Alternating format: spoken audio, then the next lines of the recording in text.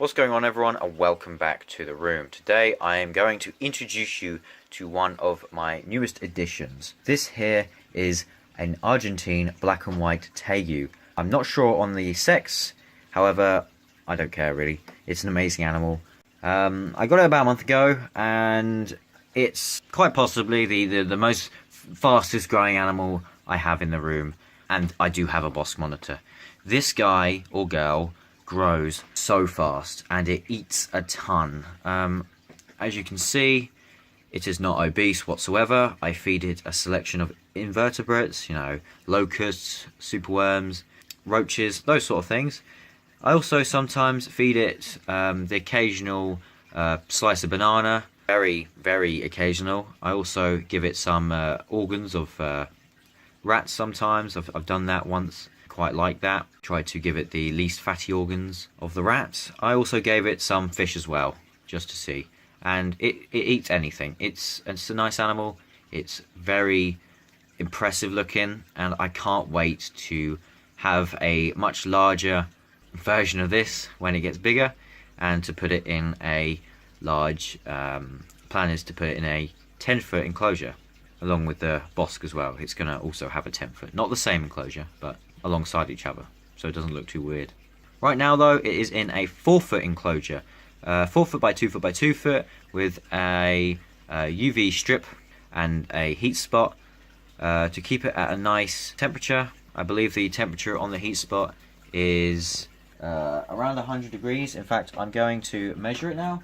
I have had the cage open, but I do have this heat gun here. It's actually exactly 104. 105, and that is with the door being open for about 30 minutes, as I have already tried to record this twice. This animal is so food responsive. I haven't actually managed to handle it too much. I've managed to handle it once or twice, purely because it jumped out the cage to try and eat me. But as you can see, when it gets the sight of food, it goes for it, which is good, because I don't want to have an animal of this expense and amazing looking thing to go hungry, you know. So this is basically just an introduction of my Tegu. I can't wait to do updates on him. Like I said, I did want to get a Tegu as well as a Bosc, and now I have both.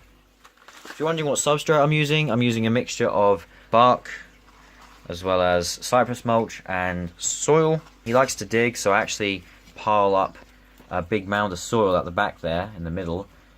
He's already flattened it out. I do like to pile it up over and over again. So he likes to dig, bury all the insects in there, and he goes around all day trying to get them. Anyway, I'm going to wrap it out now. I hope you did enjoy this video, and I hope you did enjoy seeing this amazing creature. If you want to see an update on this guy, I will happily do so. Just comment down below. I mean, even if you don't, I will probably do one anyway, because I love him to pieces. Going up to my fingers now because they're covered in calcium powder. There he is. I thought I would do this quick little update on the Bosc Monitor, seeing as I'm doing a video on the Tegu, and they're very similar in ways. He's doing great. Excuse the dirty water, it's the end of the day, the lights are going to go off very soon. It's a good sign really, because then I know that he's defecating, as well as using his time to enrich himself by playing in water and digging and all that stuff. He is growing a ton, and honestly, he's one of my favourite animals, if not the favourite. I shouldn't say that, because I've got all sorts, but he is just amazing. I can't wait for him to get bigger. Oops, I threw it in the water by accident. He's so intelligent. He's still in his 4-foot enclosure. He's about 1.5 feet, almost 2 feet now.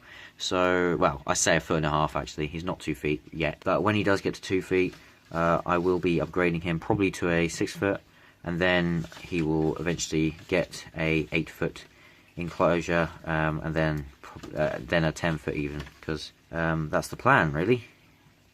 He gets fed twice a week, a ton of insects.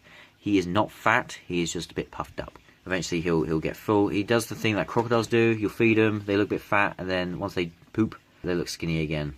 It's not fat that stays around. It's just in his belly.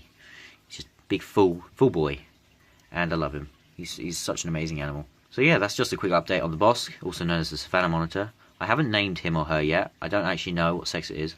So if you've got any suggestions for either of the Tegu or the Bosc Monitor, then pop them in the comment section below.